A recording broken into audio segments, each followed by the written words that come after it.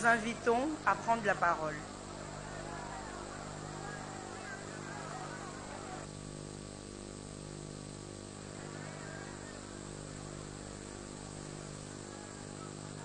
De dire que le prochain...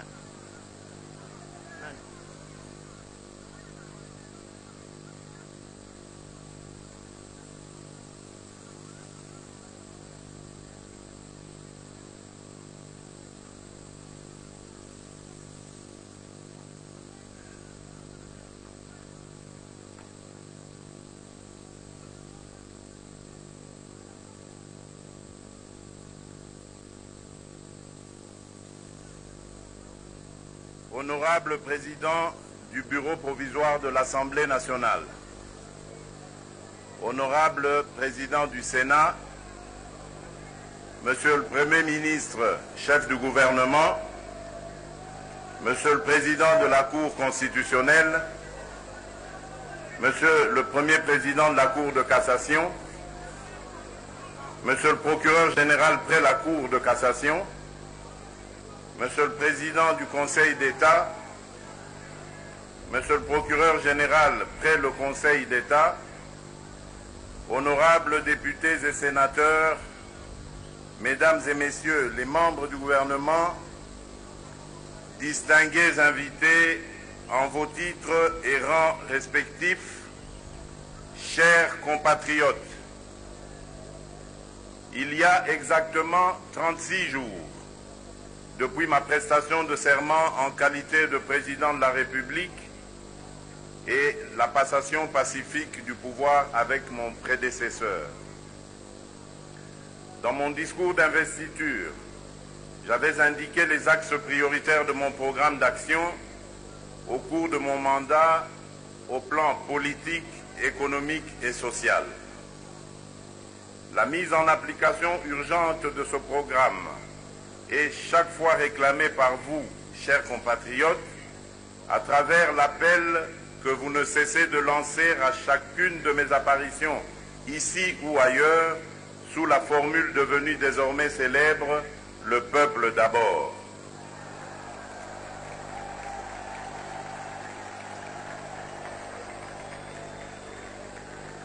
Oui, l'intérêt du peuple a toujours constitué et continuera à constituer le fil conducteur de toutes les réformes que j'entends mener au cours de mon mandat.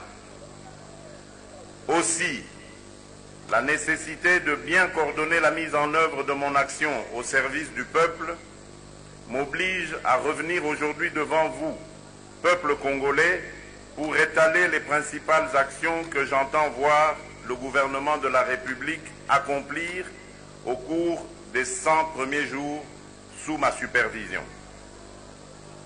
D'ores et déjà, je précise que la présente énumération n'est que sommaire.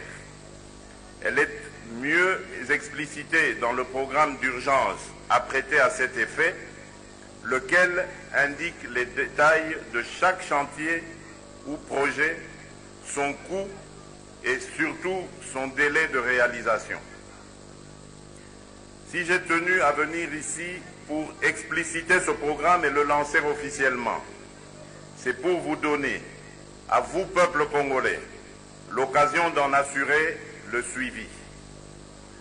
Vous aurez toujours présent à l'esprit que la tâche qui m'incombe est celle de vous servir et de répondre à vos attentes, d'assurer la sécurité de toutes les personnes sans distinction vivant sur notre territoire et de leurs biens et surtout d'assurer la défense et l'unité de la patrie. Cela dit, les actions d'urgence de mes 100 premiers jours vont porter en priorité sur les secteurs sécuritaires, politiques, social, économique, infrastructurel et sur la jeunesse. À l'issue de cette période, je reviendrai encore face au peuple pour donner l'évaluation de la réalisation des projets qui vous seront présentés dans quelques instants. Au plan sécuritaire, la désolation qui règne dans certains territoires du pays, particulièrement dans le Grand Nord, Beni, Butembo, qui fait face à des tueries et exactions en masse organisées et perpétrées par des groupes armés, à Yumbi, dans le Maïndombe, ainsi qu'au Kasaï, impose l'entreprise des actions prioritaires précises. Pour le cas de Yumbi, je viens d'instruire le lancement par le Premier ministre de la tripartite RDC, République du Congo et le HCR, dans le but de gérer la situation pour les compatriotes réfugiés dans les villes du Congo-Brazzaville, en y dépêchant simultanément une mission d'identification des personnes concernées en vue de leur retour au pays. Au plan interne, pour faire face à la situation humanitaire qui est dramatique, une mission sous la coordination de la présidence de la République a été chargée de préparer le retour de nos concitoyens déplacés dans les provinces des meilleures conditions. J'ai demandé que les sommes affectées aux dépenses de la dite mission soient décaissées en procédure d'urgence. Au même moment, j'ai instruit que les forces de police permanentes, appuyées par les unités opérationnelles, soient déployées dans les territoires concernés avec une logistique conséquente. De même, pour rétablir l'autorité de l'État à Yumbi, un autre administrateur du territoire et ses adjoints seront nommés très prochainement. Le génie militaire sera mis à contribution pour reconstruire les écoles et les autres infrastructures de base détruites durant les événements malheureux que nous déplorons. Concernant la situation dans le Grand Nord, un dispositif sécuritaire conséquent est en préparation avec les services concernés pour consolider les positions de nos forces sur place et faire face aux groupes armés concernés. En même temps, j'ai ordonné qu'un dialogue soit entamé avec les principaux acteurs politiques de la société civile et des forces vives de la région pour créer les conditions de retour de la sécurité et de la paix dans les contrées indiquées. Au sujet du Kasaï central, bien que la situation commence à s'améliorer dans cette région, j'ai instruit le gouvernement de prendre toutes les mesures nécessaires en vue d'éradiquer les dernières poches d'insécurité et d'assurer l'accueil et l'encadrement des éléments qui déposent volontairement les armes. Cette situation de reddition des groupes armés se constate aussi dans la partie est et de la République démocratique du Congo. C'est une nouvelle encourageante. Je profite donc de l'occasion pour lancer un appel à tous les jeunes qui en font partie de déposer à leur tour les armes. Sur le plan politique, pour consolider les acquis de la démocratie dans notre pays, j'ai décidé de faire de la décrispation un objectif majeur pendant les 100 premiers jours. À cet effet, dans les 10 jours, je vais prendre une mesure de grâce présidentielle au bénéfice de prisonniers politiques ayant été condamnés par des décisions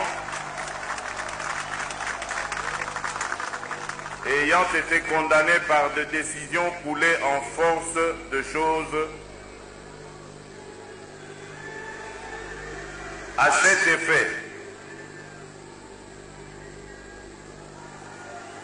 cet effet, dans les 10 jours, je vais prendre une mesure de grâce présidentielle au bénéfice des prisonniers politiques ayant été condamnés par des décisions coulées en force de choses jugées.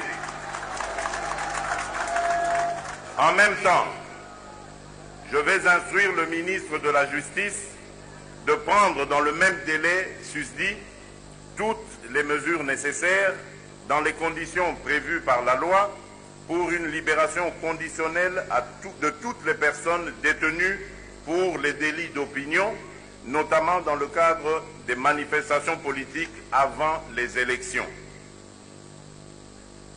Dans le même ordre d'idées, je vais œuvrer activement à créer les conditions d'un retour rapide des compatriotes qui se trouvent actuellement à l'extérieur du pays pour des raisons politiques, afin qu'ils y exercent leurs activités dans le respect de la loi et des institutions républicaines.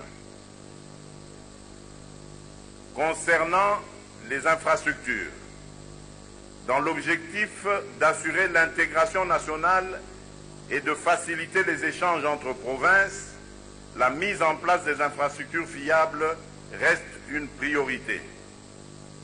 Aujourd'hui, sur 58 129 km de routes d'intérêt général, la République démocratique du Congo, notre pays, ne dispose que de 3 400 km de routes revêtues, soit près de 6% seulement.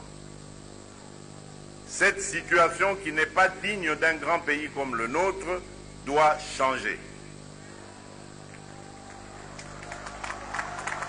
Avec une bonne planification, des montages financiers bien maîtrisés et une bonne organisation des chantiers à travers le pays, nous sommes capables de construire plus de 5000 km de routes modernes au cours des 5 prochaines années. Un accent particulier sera aussi mis sur la modernisation des ponts et ouvrages d'art. Concernant les ouvrages d'art, l'option levée est de solutionner les problèmes posés par de grands embouteillages aux zones de croisement sur la voirie urbaine par la construction des sautes-moutons, à savoir des échangeurs de dimension réduite qui permettront d'assurer la fluidité du trafic, un gain de temps et la réduction des risques d'accident.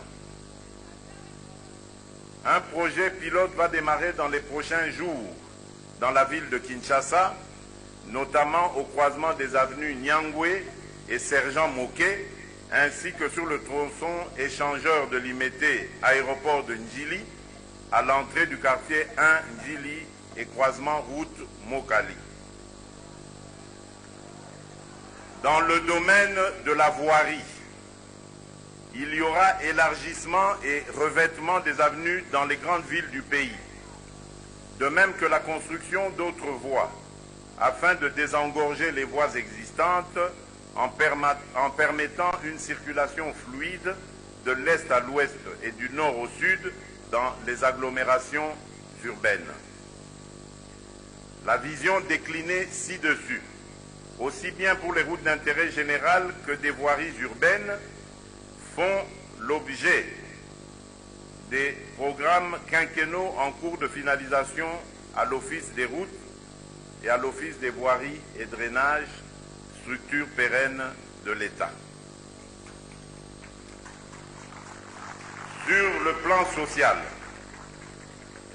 la réduction du coût de la vie par la baisse des prix de certains produits à caractère social. À cet effet, les ministères concernés seront mis à contribution pour parvenir à cet objectif dans le plus bref délai. Concernant la santé, le constat est amer. Tous les hôpitaux de référence sont dans un état de délabrement avancé. C'est pourquoi, pendant ces 100 jours, il sera procédé à la réhabilitation de certains hôpitaux de référence retenus dans le programme, comme l'hôpital Mamayemo à Kinshasa et les cliniques universitaires également à Kinshasa. Il sera également procédé au parachèvement de l'hôpital Sendwe à Lubumbashi, à l'inauguration de l'hôpital général de Manono, au parachèvement des 31 centres de santé et à l'équipement de 32 autres, à l'inauguration des 25 centres de santé. à la construction d'un hôpital de soins contre le virus d'Ebola en Ituri, à la réhabilitation et à l'équipement de l'hôpital de référence militaire du camp Tchatchi, à la reconstruction du pavillon 5 de la clinique Ngaliema, détruit récemment par un incendie, à l'approvisionnement des hôpitaux et centres de certains médicaments de consommation courante. Concernant l'éducation, il sera procédé à la réhabilitation et à la construction de près de 150 écoles, inauguration de 3 écoles à Manono, à Musumba, à Kibangula et 6 autres à Kabambare. Réhabilitation et équipement de l'école technique au camp Tchatchi. Redynamisation de la gestion et du fonctionnement de la mutuelle de santé des enseignants. Concernant l'habitat, je vais initier la construction de logements sociaux, notamment des maisons préfabriquées à Maluku, au Congo central, à Bukavu, à Mbujimaï et à Kananga. Concernant l'électricité, mon programme de 100 jours vise à remettre en état le groupe numéro 1 de la Chopo à l'arrêt et assainir les réseaux de distribution de Kisangani. Remettre en service le groupe numéro 1 de Bendera par la fabrication de pièces mécaniques et l'acquisition de matériel. Remettre en état la route d'accès à la centrale de la Ruzizi 1. Remettre en état la route d'accès à Inga et la route intérieure menant à la centrale. Implanter le transformateur de 100 MVA au répartiteur centre à Likasi. Mettre en place des mécanismes pour sécuriser les lignes vandalisées au Katanga, Lubumbashi, Likasi, Fungurume et Kolwezi. Installer le transformateur de 10 MVA au poste d'Inkisi au Congo central afin d'augmenter la capacité qui passera de 5 à 10 MVA. Réhabiliter l'éclairage public de grandes artères de la ville de Kinshasa. Électrifier les poches noires par la mise en service de 59 cabines dans les zones est et ouest de la ville de Kinshasa. Construire une centrale électrique à gaz à Mwanda dans le Congo central. Relancer les travaux de construction des barrages de Katende au Kasai central et de Kakobola au Kwilu. S'agissant de l'eau, je vais m'efforcer à construire le premier module de traitement de l'eau de 110 000 mètres cubes par jour sur le site de Ozone Mbinza. Construire une nouvelle usine de Lembaimbu de 35 000 mètres cubes par jour. Alimenter les camps militaires de Kinshasa, Kibomango, Tchatchi et Kokolo en eau potable. Alimenter correctement les campus universitaires de Kinshasa, de Lubumbashi et de Kisangani avant de poursuivre la même action dans les autres sites d'enseignement supérieur et universitaire. Alimenter les provinces du Congo central, du Katanga, du Tanganyika, du Kasai oriental, du Kasai central, du Maniema, de la Chopo, du Kwilu, du Maïndombe, du Kwango, du Sud Kivu en eau potable. Quant aux autres secteurs pivots, notamment la justice, je vais veiller à ce que la justice soit administrée par des personnes intègres et aux valeurs morales irréprochables.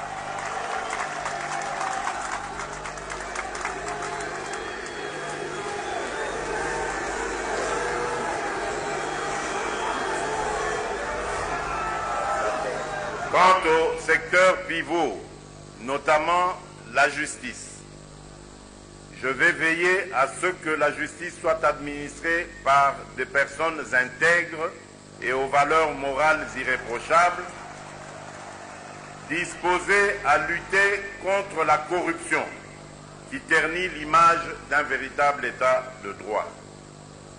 Le concours du Conseil supérieur de la magistrature sera déterminant pour parvenir à cet objectif.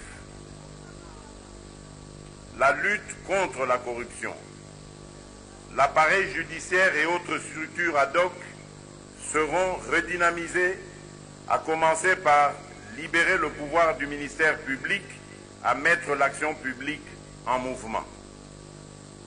La bonne gouvernance. Je vais assurer l'élaboration d'un code d'éthique institutionnelle et veiller à son observation. Les mines. Nous allons assainir le climat des affaires par la vulgarisation du nouveau code minier et par la conclusion des contrats miniers gagnant-gagnant. Le dialogue avec les partenaires sociaux retiendra toujours mon attention. Je serai attentif aux doléances des opérateurs miniers et autres secteurs à travers un dialogue permanent. Honorable Président du Bureau provisoire de l'Assemblée nationale, Honorable Président du Sénat, Monsieur le Premier ministre, chef du gouvernement, Monsieur le Président de la Cour constitutionnelle, Monsieur le Procureur général près la Cour constitutionnelle, Monsieur le Président de la Cour de cassation, Monsieur le Procureur général près la Cour de cassation, Monsieur le Président du Conseil d'État, Monsieur le Procureur général près le Conseil d'État, honorables députés et sénateurs, Mesdames et Messieurs les membres du gouvernement, distingués invités en vos titres et rangs respectifs, chers compatriotes, il est évident que pour la réussite de ce programme, j'ai besoin de l'accompagnement du peuple congolais que j'invite au changement des mentalités, notamment par le respect de la vie humaine, des droits et des libertés pour tous. Que Dieu bénisse la République démocratique du Congo et son peuple. Je vous remercie. Chers téléspectateurs, un programme très ambitieux présenté par le président de la République, le chef de l'État, Félix Antoine Tshisekedi Tshilombo, programme d'urgence sur les 100 premiers